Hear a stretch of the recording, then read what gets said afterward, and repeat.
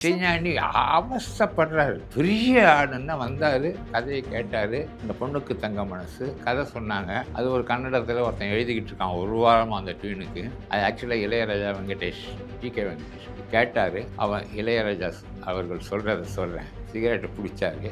கதை முடிஞ்ச உடனே இது மாதிரி மாடியில் துணி காயுது, 2 பேரும் வராங்க. மழை பெய்யுது, சேர்த்து கட்டிக்கிறார். பூன்னு துப்புனாரு. கதையை கேட்டு துப்புனாரா, ஆக்சுவலாக அவர் சளியில் துப்புனாரான்னு தெரியல.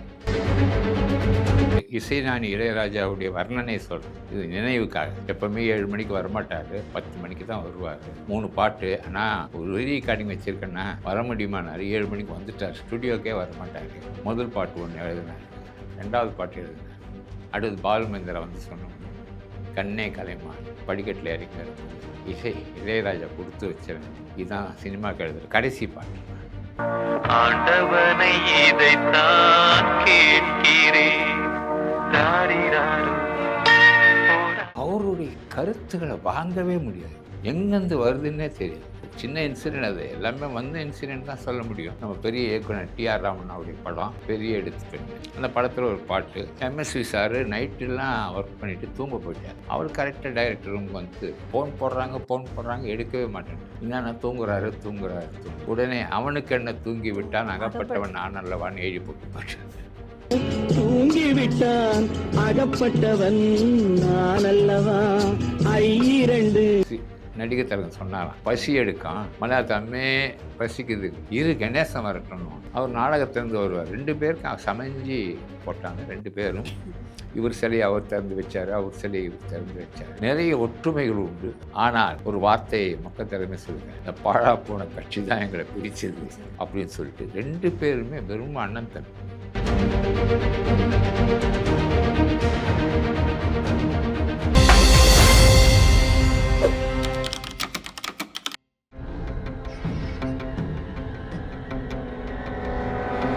தமிழலை நேயர்களுக்கு வணக்கம். இன்றைய நேர்காணலில் நம்ம கூட இணைந்திருக்கக்கூடியவர் பல துறைகளில் பெயர் பெற்றவர். கலைமாமணி விருது பெற்றிருக்கிறாரு, திரைப்பட கதாசிரியராக இருந்திருக்கிறாரு, பாலு மகேந்திராவுடைய அசிஸ்டண்ட்டாக இருந்திருக்கிறாரு. இப்படி அவருடைய புகழ சொன்னால் இந்த நேர்காணல் கண்டிப்பாக பத்தாது. அத்தகைய சிறப்புமிக்க கலைமாமணி ஸ்ரீகவி ஐயா அவர்கள். ஐயா வணக்கம். வாழ்க வையகம், வாழ்க வளம். கண்டிப்பாக சார். சார், பாலு மகேந்திரா அவர்கள் பற்றி நிறைய பேசுனீங்க. நான் ரொம்ப ஆர்வமாக இருக்கிறது அதுக்கு அடுத்தது கண்ணதாசன் அவர்களோட. எனக்கு 21 வயசு இருக்கும். நான் இந்த ஆழ்வார்பேட்டை டான்ஸ் தான் இருக்கேன். 16-15 வயசுலேயே என்னுடைய கவிதைகள்லாம் பத்திரிகையில் வந்து அது எம்ஜிஆர் கிட்ட காமிச்சு பணமும் வாங்கிட்டேன். ஓ. 8வது 9வது ஸ்கூலில் படிக்கும்போது எம்ஜிஆரை பற்றி ஒரு கவிதை எழுதி அமைச்சிட்டேன். எம்ஜிஆரை பற்றி புக்கு எழுதி பத்திரிகையில் சமநீதி. அவன் ஒரு 15 ரூபா வேறு கொடுத்துட்டான். பத்திரிகை எட்டனா ஸ்கூல் நிறைய வாங்கி ஒட்டிட்டேன். ஸ்ரீகவின்னு அது எம்ஜிஆர்னு சொன்னால் அது அப்புறம் சொல்கிறேன் எப்படி நீங்களே வாங்கி ஓட்டிட்டீங்க. ஆமாம், ஸ்ரீகவின்னு வந்துருக்குது. நீ அதை விடவா அலைவோசைன்னு ஒரு பத்திரிகை, அது எம்ஜிஆர்கிட்ட சொன்னால் அது அப்புறம். கண்ணதாசன் வந்து இந்த கவிதா ஹோட்டல்னு ஒன்று ஆழ்வார்பேட்டை இருக்கு. ஐயா அங்கே இருப்பாங்க. கொஞ்சம் நம்மளும் கவிதைகள்லாம் எழுதலுமே அப்படிங்கிற ஒரு 21 வயசில் எப்படி இருக்கும். பத்திரிகைகள்லாம் வந்துச்சு, எல்லாம் சாதாரண பத்திரிகைகள் வந்துச்சு. சில பத்திரிகைகளுக்கு சைக்கிள் எடுத்து போய் இதை ஸ்ரீகவி கொடுக்க சொன்னார்னு கொடுத்துருவேன். ஆமாம், நான் நம்ப மாட்டான். இன்னைக்கு கூட ஒருத்தர் கிண்டல் பண்ணுவார், யோ எங்கள் வீட்டுக்கே வந்து ஸ்ரீகவி போடுறேன்னு சொல்லிட்டுன்னுவார்.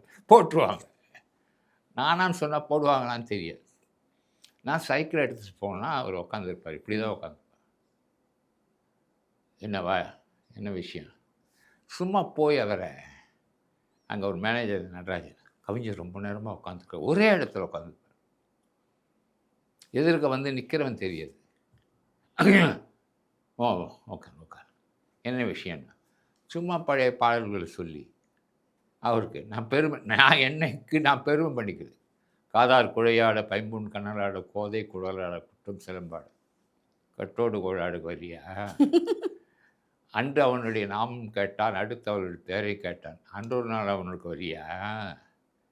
பால் வண்ணம் பருவம் கண்ணு நிறைய படிச்சிருக்கியா, இதெல்லாம் தாத்தா சொத்து. நிறைய வாசிக்கணும். எழுதி பேப்பரில் வச்சுக்க. ம். தானாக மனப்பாடம் ஆயிடும். இது ஒரு பெரிய விஷயம் இல்லை. அப்படி சில இதெல்லாம் யூஸ் பண்ணியிருப்பார். நீங்கள் சொல்லடி அபிராமியில் பார்த்தீங்கன்னா பாட்டில் எழுதிக்கிட்டு வராராம். ம். செய்திகள் தான் நமக்கு. இந்த கிளைமேக்ஸு அப்படி கஜ கஜ கஜ கஜன்னு இருக்கணும் அப்படின்றாரு கோபாலகிருஷ்ணன். கேஎஸ் கோபாலகிருஷ்ணன். ம். அவர் ஒரு கவிஞர் தெரியுமா? தெரியாது சார் எனக்கு. இயக்குனர் திலகம் கேஎஸ் கோபாலகிருஷ்ணன். கவிஞர்னு தெரியாது. குட்டி கவின்னு பேர். ம். அவர் எழுதின 2 பாட்டு மட்டும் சொல்கிறேன். ம். உன்னழகை கண்ணியர்கள் சொன்னதினால். ஆ. கட்டிடத்துக்கு மன பொருத்தம் அவசியம். அவர் ஸ்ரீதருடைய உதவியாளராக இருந்தவர். ஒத்த பத்திரி அப்போ வரணுன்னு முன்னே ஏண்டா இந்த குற்றால குறவஞ்சிலேருந்து எடுத்துருவோமா? இலக்கியத்துல இருந்து தான் எடுத்துறது. குற்றால குறஞ்சி செங்கையில் 2 கலின் கிளிர்ந்து ஜெயம் என்றாடேர் கொங்கை பதங்களும் கொட்டு மலரும் குழந்து குழந்தாடன்னு இருக்கும். லாஸ்ட் 2 லைனை மாற்றிட்டார். இவர் எப்போ படித்தார்? எங்கே படித்தார்? உதவியாளர் கேட்பாராம். என்ன இந்த கம்பராமாயணத்தில் அந்த வரியை சொல்லு ம். அப்படி. இந்த அண்ணன் என்னடா தம்பி என்னடா ம். அப்படின்னு உட்காரும்போது ராஜாஜி ஒரு புக்கு எழுதியிருக்காரு. அவர் பேர் என்ன? கண்ணன் காட்டிய வழி. இது அண்ணன் காட்டிய வழின்னு எழுதிட்டார். ஸோ அந்த ஸ்பாட்டில் யாரையுமே பார்க்க மாட்டார். இசைஞானி இளையராஜா சொல்வார், அவர் உட்காருக்கும் போதே எனக்கு எரிச்சல் வரும். ஒருத்தனையும் மதிக்க பார்க்காம உட்காந்த உடனே ஒரு ஆஷ்டே சேர் ஸ்மோக் பண்ணிக்கினே இருப்பேன். இப்போது நீங்கள் கவிதாமா கதை சொல்கிறீங்கன்னா சொல்லிக்கிட்டே இருக்கணும். என்ன மெட்டுக்கா பாட்டுக்கா? அவ்வளோதான். மெட்டுக்கு ம். மடமன்னு சொல்லி எழுதி போயிடுவார். அது யோசிக்கிறதுலாம் எதுவுமே இல்லை. இசைஞானி அவஸ்தைப்படுறாரு. பெரிய ஆளுன்னா வந்தார், கதையை கேட்டார். இந்த பொண்ணுக்கு தங்க மனசு கதை சொன்னாங்க. ம். அது ஒரு கன்னடத்தில் ஒருத்தன் எழுதிக்கிட்டு இருக்கான் ஒரு வாரமாக அந்த டியூனுக்கு. அது ஆக்சுவலாக இளையராஜா வெங்கடேஷ், ஜிகே வெங்கடேஷ்க்கு கேட்டார். அவன் இளையராஜா அவர்கள் சொல்கிறத சொல்கிறேன். ம். சிகரெட்டை பிடிச்சாரு. கதை முடிஞ்ச உடனே இது மாதிரி மாடியில் துணி காயுது, 2 பேரும் வராங்க. ம். மழை பெய்யுது, சேர்த்து கட்டிக்கிறார். தூணு துப்புனார். கதையை கேட்டு துப்புனாரா ஆக்சுவலாக அவர் சளியில் துப்புனாரான்னு தெரியல. டியூன் கேட்டு போயிட்டார். தேன் சிந்துதே வானம். தேன் சிந்து தேவானம். அந்த பாட்டு அது நீட்டாக இருக்கும். ராஜா சொல்லுவாங்க. அதே மாதிரி முதல் பாட்டு கடைசி பாட்டு கண்ணே கலைமானி. அப்போவும் ராஜா அவர்கள் இசைஞானி சொன்னார், வரும்போதே சொன்னார், இளையராஜா கொடுத்து வச்சவன்டா, இதுதான் என் கடைசி பாட்டு. அப்பயே அவர் சொல்லிட்டாரா சார்? எழுதி சொல்லிட்டாரு. முடிச்ச உடனே ஆன் சொல்லிட்டாரா? ஸ்பாட்டில் சொல்லிட்டேன். எதனால சார்? அவருக்கு தெரிஞ்சிருக்கா? 3 பாட்டு எப்பவுமே இசைஞானி இளையராஜாவுடைய வர்ணனை சொல்கிறேன். ம். இது நினைவுக்காக. எப்பவுமே 7 மணிக்கு வரமாட்டார், 10 மணிக்கு தான் வருவார். 3 பாட்டு. ஆனால் ஒரு ரீகார்டிங் வச்சுருக்கேன்னா வர முடியுமானார். 7 மணிக்கு வந்துட்டார். ஸ்டுடியோக்கே வரமாட்டார். முதல் பாட்டு ஒன்று எழுதினார், 2வது பாட்டு எழுதினார். அடுத்து பாலுமேந்திரா வந்து சொன்ன உடனே கண்ணே கலைமானி எழுதினார். படிக்கட்டில் இறங்கி வரும்போது இளையராஜா கொடுத்து வச்சவன், இதுதான் சினிமாவுக்கு எழுதுகிற கடைசி பாட்டு. அவருடைய கருத்துக்களை வாங்கவே முடியாது. எங்கேருந்து வருதுன்னே தெரியாது. ஒரு சின்ன இன்சிடெண்ட், அது எல்லாமே வந்த இன்சிடெண்ட் தான் சொல்ல முடியும். நம்ம பெரிய இயக்குனர் டிஆர் ராமண்ணாவுடைய படம் பெரிய எடுத்து பெண்ணு. அந்த படத்தில் ஒரு பாட்டு, எம்எஸ்வி சார் நைட்டெல்லாம் ஒர்க் பண்ணிவிட்டு தூங்க போயிட்டார். ம். அவர் கரெக்டாக டைரக்டர் ரூமுக்கு வந்து ஃபோன் போடுறாங்க, எடுக்கவே மாட்டேன்ட்டார். என்னன்னா தூங்குறாரு. உடனே அவனுக்கு என்ன தூங்கி விட்டான் அகப்பட்டவன் நான் அல்லவான்னு எழுதி போட்டு போயிட்டார். உடனே இவர் வந்து ஐயோ அப்படி 2 பேருக்கு நிறைய உறவுகள் உண்டு. மெல்லிசை மன்னரும் கண்ணதாசனும் பழகினா மாதிரி எந்த இசையமைப்பாளரும் கவிஞரும் பழகினதே இல்லை. அவர் சொல்ல சொல்ல சொல்ல சொல்ல சொல்ல டக்கு டக்கு டக்கு டக்குன்னு போடுவார். இல்லைன்னா பல்லவி எழுதிட்டு நாளைக்கு வச்சுக்கோமான்னு போயிடுவார். அப்படி. ஆனால் அவர் மிகவும் ஆசைப்பட்டது பாலச்சந்தர் படங்கள் தான். கண்ணதாசன் அவர்கள். பாலச்சந்தர் படங்களுக்கு பாடல் எழுதுறது அவருக்கு ரொம்ப விருப்பம். காரணம் சீக்வன்ஸ் இருக்கும். ம். மீதெல்லாம் காதலிக்கிறாங்க, சைக்கிளில் போகிறாங்க, என்ன இது அப்படின்னு சொல்லிக்கிட்டே வருவார். அதாவது ஆனால் கம்பராமாயணம், ம். சிலப்பதிகாரம், நற்றிணை, பத்துப்பாட்டு, மகாபாரதம் எல்லாம் அவருக்கு தெரியும். எங்கே படித்தாருன்னே தெரியல, எப்போது படித்தாருன்னே தெரியாது. ஆனால் எடுத்து போடுவார், இந்த இடத்துல இது இருக்குது, இந்த இடத்துல இது இருக்குது. அப்படியே ஒரு முறை அவருக்கே பாட்டு எழுத வேண்டியதாகிடுச்சு. நான் கண்ணதாசன் ஐயா அவர்களுக்காக. அக்னிபுத்திரின்னு ஒரு படம், ம். பிரேம் நசீர் ஆக்ட் பண்ணுது. பிரேம் நசீருடைய தம்பி பிரேம் நவாஸ் அந்த படத்தை எடுத்தார். அதை தமிழில் எடுக்கணும் அப்படின்னு இவங்க முடிவு பண்ணாங்க. அது சிவாஜி கணேசன் அவர்களும் பத்மினி அவர்களும் நடிக்கிறதாக இருந்தது. அதில் சைக்கிள் ரிக்ஷாக்காரனா சந்திரபாபு ம். கீதாஞ்சலியை போட்டாங்க. இது ஒரு கதை. அதுக்கு எழுதுறாரு, இது விலை மாதுவுடைய சப்ஜெக்ட். ம். கவிஞருக்கு மெட்டு கொடுக்குறாங்க. அதுக்கு எழுதுனது தான் எனக்கு ரொம்ப பிடிச்சது. கட்டிக்கிட்ட சொந்தக்காரி கட்டலைன்னா சொந்தக்காரி என்ன நியாயம். விலை மாது. கட்டிக்கிட்ட சொந்தக்காரி கட்டலைன்னா சொந்தக்காரி என்ன நியாயம். காசு செஞ்சா ஜாலக்காரி, காதல் செஞ்சா வீட்டுக்காரி. ஐயோப்பா. இவர் போட்டுட்டு போயிட்டார். உடனே பாபா அதை ஃபில்அப் பண்ணுறியாடான்னாரு. ம். நான் சொன்னேன், டியூனில் பண்ணட்டா. நேராக சொல்லிட்டார். பரிசும் போடும் பக்களிச்சு வருஷம் 3 ஆச்சு. வருஷம் 3 ஆன பின்ன வயசு மீறி போச்சு. வயசு மீறி போனதால் மனசும் மாறியாச்சு. மனசும் பாரும் பாக்கி அந்த மவுசம் குறைஞ்சி போச்சு. கட்டணம் நீ தங்கத்தாலின்னு எடுத்து முடிச்சிட்டேன். பாட்டு ரெக்கார்ட் ஆயிடுச்சு. என்னடா முடிச்சிட்டான், உடனே பண்ணிட்டான் சொல்லு. ஸோ அந்த படம் நின்று போச்சு. ஆனால் அது பெரிய விஷயம் இல்லை சார். ஏன்னா கண்ணதாசன் ஐயா ஒரு இடத்த விட்டுட்டு அதை நீ தொடருன்னு விட்டுட்டு சொல்றது. இல்லை, அவர் இந்த படமே நடக்காதுன்னு நினச்சிருக்காரு. அவருக்கு தீர்க்கதரிசனம் தெரியும். ம். நான் சும்மா டெஸ்ட் பண்ணேன். டெஸ்ட் பண்ணது ட்யூன் பண்ணி ரெக்கார்ட் பண்ணாங்க. ஓ. டெஸ்டிங் தான். எழுத போகிறது அவர் தான். ம். இந்த திரையுலகமே சந்திரபாபு இருப்பானே, எதையாவது நோண்டி விட்டுருவான். அந்த டியூனில் நீ சொல்லு பார்க்கலாம். அதாவது என்னை ட்ரெயின் பண்ணுறாராம். ம். அந்த டியூனில் முத்தையா அப்படி எழுதலாம். முத்தையா தான் கூப்பிடுவார். நீ சொல்லும்போது இதை சொன்னேன், அதை டியூனில் சொன்னேன். வருஷம் போடும் மக்களிச்சு வருஷம் 3 ஆச்சு. வருஷம் 3 ஆன பின்னே வயசு மீறி போச்சு. வயசு மீறி போனதால் மனசும் மாறியாச்சு. மனசும் மாறி பாக்கி எந்த மவுசம் குறைஞ்சி போய். நல்லா இருக்கடா, விஸ்வநாதன்கிட்ட சொல்லி ரெக்கார்ட் பண்ணுவோன்னார். பாபுக்கு பாடி காமிச்சேன். அதனால் அவர் பாடலுக்கு எழுத முடியறதுக்கு பிரம்மந்தான் வரணும். அந்த படைத்த கலைமகள் தான் இறங்கி வரும். அவரிடம் யாருமே நிற்க முடியாது, எந்த கவிஞராலும். ஏனென்றாலும் 10 நிமிஷத்துக்குள்ள ஒரு பாட்டை முடிச்சுட்டு போயிடுவார். விஸ்வநாதன் கிட்ட 2 மணி நேரம் ஆகும். அவங்க கலாட்டா பண்ணி உக்காந்து தமாஷ் பண்ணி கிள்ளிக்கிட்டு 2 பேரும். அப்படி அவருடைய காவியங்களை படிக்கணும், பாடல்களை விட ம். அவருடைய கவிதைகள். அவருடைய ஹைலைட்டு அர்த்தமுள்ள இந்து மதம். மதம். பெரிய ஹைலைட், ரொம்ப பிரமாதமாக. பாரதி அவருடைய கனவு. அமெரிக்காவில் பேசும்போது கூட நான் 10 வால்யூம் எழுதியிருக்கேன். மகாகவி பாரதி சின்ன புஸ்தகம் எழுதியிருக்கார். அவர் எதிர நான் எப்படி தோல்வி அடைந்து விட்டேன் என்று வெட்கப்படுகிறேன். ஸோ யாராக இருந்தாலும் எழுத சொல்லுவார், யாராக இருந்தாலும் போக சொல்லுவார். ஆனால் வேலைகள் விரைவாக ஆக்க வேண்டும் அப்படின்னா கவிஞர் தான் போகணும். கண்டிப்பாக. உடனே 10 கார் நிற்கும் அந்த வீட்டில்.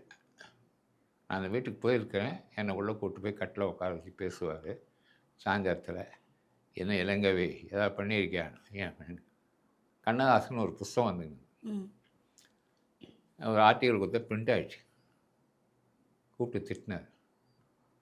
நான் மரணத்தை பற்றி பாடுகிறேன்னு எழுதிட்டேன். 3 பக்கம்.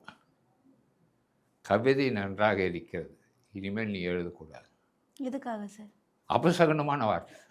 ஓ! மரணம் என்ற சொல்ல பயன்படுத்துது நான் நீங்க. மரணத்தை பற்றி பாடுகிறேன் அப்படின்னு. இது பண்ணக்கூடாது. எதிர்மறை சொல்லுகளை பேசாத. சொற்கள்ல ரொம்ப கவனமா இருந்திருக்காங்க. கவனமாக இருப்பா. அது வாலி அழகாக சொல்லுவேன். ஒரு சொல் வெல்லும், ஒரு ஒரு சொல் சொல் கொல்லும். கொல்லும். ஆனால் சொற்கொள்ள கவனமாக இது மாதிரி நடக்குது. மங்களகரமான வார்த்தைகளை எழுதணும். நீ இன்னும் 21 வயசுலேயே நான் மரணத்தை பற்றி பாடுகிறேன், சாசனமாக எழுதிக்கிட்டு இருக்க அப்படின்னு நிறைய பேசுவார். அப்படி என்ன நினைச்சதுனால தான் கேட்டாங்க. ம். வாலி கூட என்னுடைய படத்துக்கு எழுதும்போது, டேய் இதில் ஒரு பாட்டு எழுதுறா ஆடிபர்னு கேட்டேன். நான் பாட்டுக்கு எழுத மாட்டேன், நீ பாட்டுக்கு எழுதுங்க. நான் இந்த திரைக்கதை வசனம் டைரக்ஷன்லேயே இருந்துட்டேன். 2 3 பாட்டு எழுதுனேன்னு வச்சுங்க, அப்புறம் சொல்கிறேன். அதுலேயே இருந்துட்டேனே தவிர, ஸ்ரீகவி ஒழுங்காக இருந்தால் என்னை ஓரம் கட்டியிருப்பான் அப்படின்னு வாலியே சொல்வார். அவன் திருப்பாவை கவிஞர், நான் ஸ்ரீரங்கத்து கவி, அவன் ஸ்ரீகவின்னு வித்வான் லக்ஷ்மண்கிட்ட சொல்லுவார். நிறைய நட்பு உண்டு. அவரை க்ளப் ஹவுஸ்லேருந்து தெரியும், அவர் கற்பகம் படத்துலேருந்து. நான் எழுதி குவிச்சிக்கிட்டு கண்ணதாசனை பற்றி உண்மையில சொன்னேன்னா சத்தியமாக பயந்துக்கிட்டே இருந்துட்டேன். எங்கேயும் பாட்டு எழுத போல. ஐயோ இது என்னங்க வெள்ளமாக இருக்குது, அங்கே போய் சின்ன ஓடை என்ன பண்ணுறதுன்னு சரி, இப்படி கவிதை எழுதிட்டு தைரியமா அவர்கிட்ட போனீங்க. அதுக்கப்புறம் எழுத பயம்னு சொல்றீங்க இல்லை சார். பாட்டு எழுதுறதுக்கு அந்த மெட்டுக்கு அந்த வார்த்தைகளை வாங்குறது ஈஸியாக வாங்கினார் வாலி, ம். இசைக்கு ஏற்ற மாதிரி. நான் பாட்டு எழுதுறதுக்கு விரும்பலை. அந்த காலத்தில் எப்படின்னா திரைக்கதை வசனம் டைரக்ஷன் தான் வரும். ம். கோபாலகிருஷ்ணன் சொன்னேனே ஆமா, சிறந்த கவிஞர், ஆமா. எழுதினாரா? ம். வாலி, கவிஞர் வாலி எழுதினாரு, மருதகாசி எழுதினாரு, கண்ணதாசன் எழுதினார் ஒரு படத்துக்கு. மற்றவர்கள் எழுதட்டுமேன்னு இருந்தாங்க. அதுக்கப்புறம் தான் இந்த நாகரீகம் வந்தது. கதை, திரைக்கதை, வசனம், பாடல், பாடல். ஒளிப்பதிவு, டைரக்ஷன், இசையமைப்புன்னு. ஸோ ஒரு வேலையை ஒற்றுமையாக செய்யணும். கண்ணதாசனுடைய கவிஞருடைய வசனங்கள் கேட்டிங்கன்னா அசந்துருவீங்க. நாடோடி மன்னன், தாயே உனக்காக, மகாதேவி, இதெல்லாம் வசனங்கள் தான். ஆனால் அவரை குறைவாக மதிப்பிடுவது என்பது நம் குறையை நாம் வெளிப்படுத்திக் கொள்வது தான். அதனால் அவருக்கும் சந்திரபாபுக்கும் நிறைய தொடர்பு உண்டு. அதான் சார். ஏன்னா அப்ப நீங்க அந்த மெட்டு பாடல் வரிகள் சொல்லும்போது கூட பாபு சொன்னாருன்னு சொன்னீங்க. அந்த பாபு வந்து சந்திரபாபு அவர்கள். பாபு அப்போ சொன்னாருன்னு உங்களுக்கும் சொன்னேன். கண்ணதாசன் ஐயா இல்லை இல்லை, அவர்களுக்கும் அந்த வீட்டில் ம். பீமனமல்லி ஸ்டாட்டில். அதுக்கப்புறம் என்னடா, ம். டக்குன்னு மேஜில் உட்காந்து எழுதி கையில் கொடுத்தேன். ம். ரெக்கார்ட் பண்ணிவிடுவோமா, எம்எஸ் இவனை கூப்பிட்டு விசுவை கூப்பிட்டுனாரு. இல்லை எழுதி கொடுத்தேன், எனக்கு வருதான்னு பார்த்தேன். உள்ள நுழைஞ்சி ஒரு எலி மாதிரி எனக்கு வருதா அந்த அதாவது அவருடைய டியூன் சினிமாலேயே நான் சின்ன வயசில் ஈவன் இது சத்தியம் படத்தில் கூட ம். அந்த டியூனில் வேறு பாட்டு எழுதியிருப்பேன். டியூனை வாங்கியிருக்கேன் ம். இது சத்தியம் படத்தை. அந்த டியூனில் நமக்கு வருதான்னு பார்ப்பேன். ரொம்ப அற்புதமாக அந்த வெளிச்சம் விளக்கு தேடுகிறது படத்தில் ஒரு பாட்டு எழுதினேன். அது எனக்கு ரொம்ப பிடிச்சது. அந்த படம் வெளியே வரல, பாடல் ஓடுது. அவர் கண்குருடு, அவருடைய மேன்மையை சொல்வதற்கு கவிஞர். ஒரு விலைமாது வீட்டில் அவன் வேலை செய்கிறான். அப்போ எல்லாருக்கும் ட்ரிங்க்ஸ் கொடுக்கும்போது ஒருத்தன் காலை தட்டி விட்டுறான். என்னையா இப்படி பண்ணிட்டீங்க? பாலுமேந்தர் கேமரா, எனக்கு கண்ணே தெரில, யாரை கேட்குறேன்னு. இவ்வளோதான். இதை நாங்கள் மலையாள டைரக்டர் எல்லாம் சேர்ந்து கேஜே ஜாய் மியூசிக் கவிதா ஹோட்டலில் சொல்கிறோம். நடந்துக்கிட்டே சொன்னார், அவனை கண்டால் கேளுங்கன்னார். டயலுக்கு இதை யாரை கேட்கணும் ம். அப்படின்ட்டு, அவனை கண்டால் கேளுங்கள், இதில் அர்த்தம் என்னவோ கூறுங்கள். கூறுங்கள். இவனை அவன்தான் படைத்தானா, வரும் இரவையும் பகலையும் மறைத்தானா. கடவுள் மனிதன் என்கிற வகையில் கடவுளும் நானும் இரண்டானும். இரு கண்ணை எழுந்து தவித்திடும் முறையில் கடவுளும் நானும் ஒன்றானும். எந்த வீணையில் எத்தனை ராகம் எல்லாம் அவனுக்கு தெரியாதா? அட எனக்கென்ன உள்ளது முகாரிதானா, இறைவா உனக்கும் புரியாது. அப்புறம் நான் எழுதுவேன். ஆனால் அந்த படத்தில் நான் எழுதினேன், ஒய்யார கூந்தலில் ஒரு கூட சாமந்தின்னு. பூவரசம் பூ போல பொண்ணு சிரிச்சாலாம், பூவரசம் பொண்ணு போல பொண்ணு சிரிச்சாலாம், இந்த பூமி ஆளும் சாமி கூட வளவெரிச்சானான். ஓ அந்த அளவுக்கு போயிட்டியான்னு. அந்த அளவுக்கு போயிட்டு அந்த படத்தில் எழுதிட்டேன். அன்ஃபார்ச்சுனேட்லி என்ன பண்ணுறது, ஷோபாவுடைய விஷயம். ஆனால் அந்த ஷோபா தான் எனக்கு ஒரு வாய்ப்பை கொடுத்து அந்த மாதிரி ரெக்கமெண்ட் பண்ணி தான் நான் வந்து அழியாத குரல் பண்ண முடியும். பாபுவோட நெருங்கி பழகினேன். மிக வறுமையான நேரம், நால்வர்பட்டு. அப்போ தான் அந்த படம் வந்தது, கண்ணே பாப்பா, ராஜா, அடிமைப்பெண், இந்த படமெல்லாம் வந்து அதெல்லாம் கூடவே போவேன் அவர் கூடவே. எனக்கு எதுக்காக கூட போகிறேன்னா, எந்தெந்த டைரக்டர் எப்படி எப்படி ஷாட் வைக்கிறான், பி மாதவன் சார் எப்படி வைக்கிறாரு, மக்கள் தலைவர் எம்ஜிஆர் அடிமைப்பெண் அவரே தான் டைரக்ட் பண்ணுவார், அவர் எப்படி வைப்பார், டைரக்டர் திருலோச்சந்தர் எப்படி வைப்பார், இது நான் அங்கே போய் நின்றுக்குவேன். இதுக்காகவே விடுவார் அவர், நீ போய் அங்கே நின்று அதை பாரு. நான் மிக பெரிய ஆளாக வருவேன்னு நினச்சார் சந்திரபாபு. அவர் கூடவே ஷூட்டிங் போவேன், அவர் கூடவே வந்துடுவேன், அவர் வீட்டிலேயே இருந்துருவேன். ஆனால் அவரை பற்றி வதந்திகள் தான் அதிகமாக இருந்தது. புரியுதுங்களா? அவரை பற்றி நிறைய வதந்திகள் தான் அதிகமாக இருந்தது தவிர ஒரு அருமையான அறிவுலக மேதை, திரையுலக மேதைன்னு சொல்லலாம். He knows all those things about cinema A to Z. அவ்வளவு சிரமப்பட்டிருக்காரு. அவங்க அப்பா ஒரு பெரிய தியாகி, இந்த சுதந்திரத்துக்காக அமரர் ஜேபி ரோட்ரிக்ஸ், அவருடைய மகன் தான் இவர். ஒருவேளை இன்னும் இருந்திருந்தா மிகப்பெரிய ஆளுமையா இருந்திருப்பாருல்ல சார் சினிமா? இருக்க முடியாது. இருக்க முடியாதா? இயற்கையாக ஒரு நிமிஷத்தை யோசனை பண்ணுங்க. ம் கண்ணதாசனுக்கு 90 வயசானா எப்படி இருந்திருப்பார்? ம் இல்லை சார், இப்போ 90 வயசு இருங்க சொல்லல. இருங்க, ம் அந்த படம் நல்லா இருக்குமா? ம் அந்த இளமையிலேயே மறந்து போகணும். சந்திரபாபு ம் 90 வயசாக எப்படி இருக்கும் தடியெல்லாம் வச்சுக்கிட்டு? அந்த வாழ்க்கையெல்லாம் இருக்கக்கூடாது. அதாவது மரணம் என்பது ஒரு வரப்பிரசாதம் தெரியும். ஓசோ சொல்லுவான், மரணத்தை வரவேற்க கற்றுக்கணும். அதைத்தான் வள்ளலால் மரணமில்லா பெருவாழ்வுன்னார். முதல்ல நீ மரணம் சொல்லி செத்துடக்கூடாது. You are ready for that. எப்பொழுது வருமோ, எங்கு வருமோ, எந்நாள் வருமோன்னு வள்ளலார் சொன்ன மாதிரி. ஸோ மரணம் ஒரு வரப்பிரசாதம். அந்த வரப்பிரசாதம் நல்ல தெம்பாக இருக்கும்போதே வந்துடும்.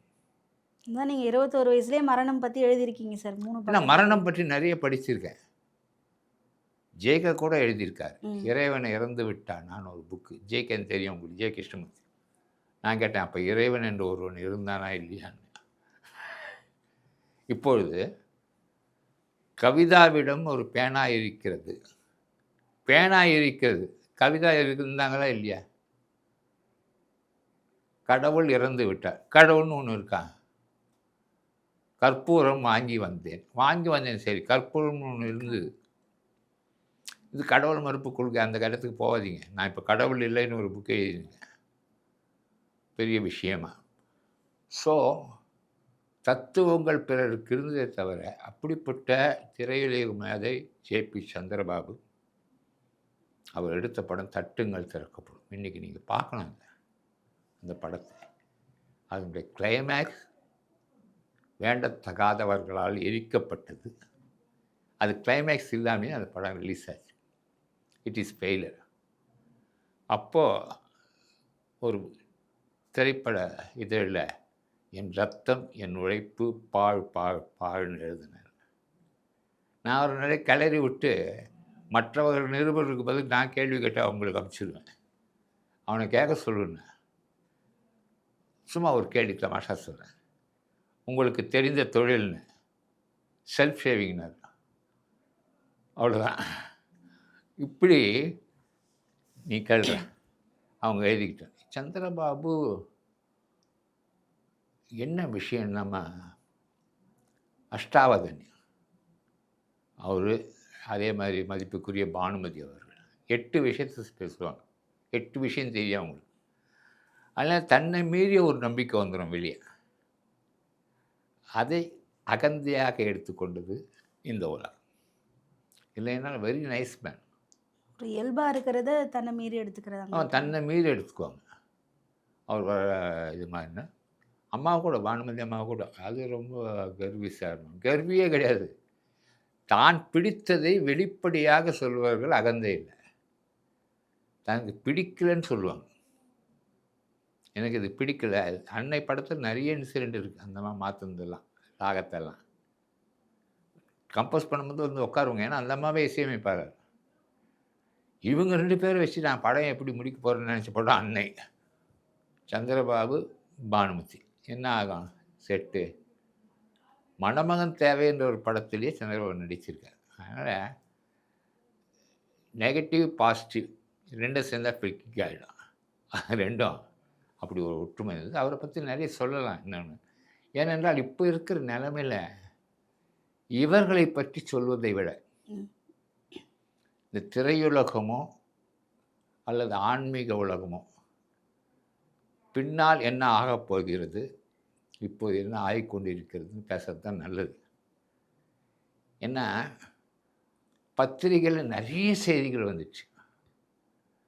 மக்கள் திலகம், பொன்மனச் செம்மல் பக்கத்துல உட்காந்து சாப்பிட்டவன் மாதிரியே பேட்டி குடுத்துருக்கானுங்க. ஆமா. பல கதைகள். அவருடைய நான் ஏன் பிறந்தேன் 2 வால்யூம் படிச்சாலுமே தெரிஞ்சிரும். இது கதைகளா இல்லையான்னு சொல்லிட்டு. வெறும் கதைகள். நடிகர் திலகம், மக்கள் திலகம். 2 பேருக்கும் நெறைய ஒற்றுமை உண்டு. அண்ணன் தம்பி மாதிரி. நான் கூட ஒரு கட்சியில இருந்தேன்னு வச்சுங்க. அவங்க 2 பேருமே அண்ணன் தம்பி மாதிரி. ஒரு இந்த தாய் போட்டி பெற்ற மனப்பான்மை கிடையாது. கிடையவே கிடையாது. ஒரு சின்ன இன்சிடென்ட் தான். அமர் மேஜர் சுந்தரராஜன் சொன்னாமே. அவர் நடிகர் திலகத்தை கேட்டிருக்காரு. எப்படி சார் நீங்க? அவங்க டவுன்ல இருந்தாங்க. Town means George Town. ம். அப்போ பஸ்கிலாம் எடுப்பார். நடிகர் திலகம் சொன்னாராம். பசி எடுக்கான். மலையாளத்தம்மே பசிக்குது. இரு கணேசன் வரட்டும்னுவாங்க. ம். அவர் நாடகத்திலேருந்து வருவார். 2 பேருக்கும் சமைஞ்சு போட்டாங்க. 2 பேரும். இவர் சிலையை அவர் திறந்து வச்சார். அவர் சிலையை இவர் திறந்து வச்சார். நிறைய ஒற்றுமைகள் உண்டு. ஆனால் ஒரு வார்த்தையை மக்கள் தலைமை சொல்லிருக்காரு. இந்த பாழா போன கட்சி தான் எங்களை பிரிச்சது பிடிச்சது. அப்படின்னு சொல்லிட்டு 2 பேருமே வெறும் அண்ணன் தம்பி. இதுக்காக அமெரிக்காவில் இருக்கிற மக்கள் திலகத்தை இங்கேருந்து நடிகர் திலகம் போய் பார்த்தாரே இல்லையா? பார்த்துட்டு அழுதுத்தானே வந்தார். 2 பேருமே ஒற்றுமை. ஆனால் ஒரு விஷயம், 2 பேருமே அந்த வறுமையிலிருந்து 2 துருவங்களாக வந்து பழிச்சது இறைவனுடைய கிருபை. ஒன்றும் ஒருத்தர் ஃபெயில் ஆகல, ஒருத்தர் பாஸ் 2 ஆகல. பேருமே சமமா ஈக்குவலா. விளையாண்டாங்க.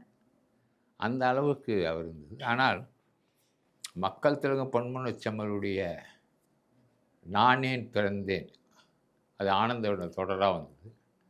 அப்போது எங்களுடைய ஆசிரியர் இதய சுப்ரமணியன் தான் அந்த தொடரை வாங்கிட்டு வந்து பப்ளிஷ் பண்ணுவார். அழுதுருவீங்க. முதல் பாகம்லாம் அழுதுருவீங்க. அத்தனை சிரமப்பட்டவர். ஆனால் நாடகத்திலே இருந்து ஓவர் நைட்டில் ஸ்டார்ட் ஆனவர் நடிகர் திலகம். Over night. ஆக நிறைய கதைகள் இருக்குது. கண்டிப்பா சார். அது நமக்கு இன்றியமையாததில்ல. அது வாழ்க்கைக்கு ஒரு பெரிய விஷயமாவும் தெரியல எனக்கு. சார் நீங்கள் கண்டிப்பா பெரிய ஆளுமைகளோட நிறைய பயணம் செஞ்சிருக்கீங்க. இன்னும் இல்லை உங்ககிட்ட கேட்க கேட்க நிறைய இருக்கு. இல்லை இந்த எம்ஜிஆரை பற்றி முதல் கவிதையும் கடைசி ம். கவிதை. கொடுத்து கொடுத்து சிவந்த குமணன் கை போலே எடுத்து எடுத்து கொடுத்தார் எங்கள் எம்ஜிஆர். பூ தொடுத்து கொடுத்து கொடுத்தும் துவளார் நாற்போலே அடுத்து அடுத்து கொடுப்பார் அன்பு எம்ஜிஆர் தான் கவிதை. எதுகை மோனையில் வந்துச்சு. தமிழே தெரியாது எனக்கு. இதே அடிமை பெண் நேரத்தில் சந்திரபாபு கூட்டு போய் உங்களை பற்றி ஒரு கவிதை சொல்லியிருக்காங்க. நான் சொன்னேன். முதல் சந்திப்பு. முதல் சந்திப்பு. உன்னை தான் ஏன் தேடிக்கிட்டு இருந்தேன். உன்னை தான் தேடிக்கிட்டு இருந்தேன். கூப்பிட்டாரு. ஒரு அமௌண்ட்டை கொடுத்தாரு. அப்போ நான் கதர் சட்டை, கதர் வேஷ்டி, காமராஜ் தொண்டன். ஸோ நான் பார்த்த சீன் நீங்கள் பார்த்துருக்க மாட்டீங்க. சந்திரபாபு நடிக்கிறாங்க. காலத்தை வென்றவன் நீ பாட்டு. ஆக்சுவலாக அவங்கள வச்சு தான் எடுத்தாங்க. படத்தில் நான் பார்த்தா இல்லை. நைட் எஃபெக்டில் இருக்கு. பொண்ணு வைக்கிற இடத்துல பூ வைக்கிறேன்னு கொடுத்தாரு. தெரிஞ்சிருந்தா பைஜாமா ஜபா போட்டு வந்திருப்பேன்னு சொல்லிட்டேன். சிரிச்சிட்டார். அதன் பிறகு அவருடைய பாரத ரத்னா எம்ஜிஆர் எடுக்கிற அளவுக்கு ஆச்சு. அவர் மறைந்த அன்று நான் இதயம் பேசுது சப் எடிட்டராக இருக்கும்போது எல்லாருக்கும் வண்டி வந்தது. எனக்கு வண்டி அது சைரன் போட்டலாம். அவருக்கு எதுக்கு வண்டி அனுப்புனீங்கன்னு அமரர் தஞ்சைவாணனை கேட்டாங்க. நிறைய ஒற்றுமை இருக்குது, வருவான் பாரு. 2:30 மணிக்கு போனேன், உடனே எழுதினார். தஞ்சைவாணன் எப்படின்னா ஒரு இலக்கியவாதி. அந்த கவிதை மொத்தம் சொல்லி, விடியலில் ஒரு அஸ்தமனம், பூபால வேளையில் முகாரி ராகம், காலைச்சேவலின் மௌனநாதம், கலைமைகள் வீணையில் ஸ்ருதி பேதம், பிறந்த குழந்தை சிசுவின் ஓலம், எவரெஸ்ட் சிகரத்திற்கு எரிமலை கோலம், இந்திய வரைபடத்திற்கு மூச்சு திணறல், சந்தனப் பிழைக்குள் அண்ணாவின் கதறல், மலர்ந்த மல்லிகை மணக்க மறந்தது, மார்கழி குளிருக்கு மயக்கம் வந்து. இப்போ எதுகை மாறும். எத்தனையோ முறை யமன் வந்தான், எம்ஜிஆரை எதிர்த்தான், தோற்றான், சென்றான். இம்முறை சத்யாபுத்திரனின் சரித்திரம் படித்தான், இறைஞ்சி நின்றான், தர்மம் கேட்டான். எவருக்கு எதை தருவது என்பதில் எம்ஜிஆர் கெட்டிக்காரர் என்பதால் யமனுக்கு உயிரை தந்தார். இந்த கவிதை அப்படியே மணியன் வாங்கி போட்டார். ஆக சிறந்த வரிகள் சார். ஏன்னா அந்த உணர்வு இருக்கணும். ஏன்னா பாரத ரத்னா எம்ஜிஆர் 52 வாரம் பண்ணுறேன் சன் டிவியில். அதை சக்கரபாணி ஆக்ட் பண்ணதே டிவி நாராயணசாமி தான். அப்போ அந்த ஷார்ட்லாம் எடுக்கும்போதெல்லாம் அம்மா இருக்காங்க, ஜானகிம்மா. அந்த வீட்லேயே எடுக்கிறேன். முதல் நாளே எடுத்து வந்து போடுங்கன்னு போட்டேன். வாங்க தம்பி உட்காருங்க, நிற்கிறேன்னு.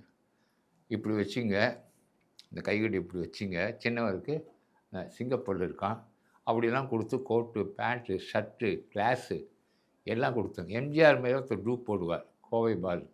அவரை வச்சு அந்த படத்தை முடித்தேன். சார் இன்னும் கேட்க நிறைய இருக்குது. நீங்கள் சொல்கிறதுக்கும் நிறைய இருக்குது. இது அப்படியே அடுத்த நேர்காணலில் தொடரலாம் சார். ரொம்ப நன்றி சார். ஒரு சின்ன விஷயம், மறைந்தவர்களை பற்றியும் இறந்தவர்களை பற்றியும் இன்றைய நேரத்தில் பேசுவது தவறு என்பது என்னுடைய எண்ணம். நான் ஒன்றும் காமராஜ் கூட தம்பி இல்லை, நேருடைய மைத்துனர் இல்லை, சொல்கிறதுக்கே இல்லை. ஆனால் இனி வரும் நேர்காணல் பொதுவாக கண்டிப்பாக சார் திரைப்படம் பற்றியும் பொதுவாக ஆன்மீகம் பற்றியும் பொதுவாக இலக்கணம் பற்றியும் பேசினால்தான் நல்லது. கண்டிப்பாக சார். இப்பொழுது நாம் அடியேன் சொன்னதிலேயே பல விஷயங்கள் வந்தது தான். சொன்னதை சொல்வதில் தவறு இல்லைங்கிறது ஒரு இலக்கணம். இருந்தாலும் இன்ட்ரெஸ்டிங்.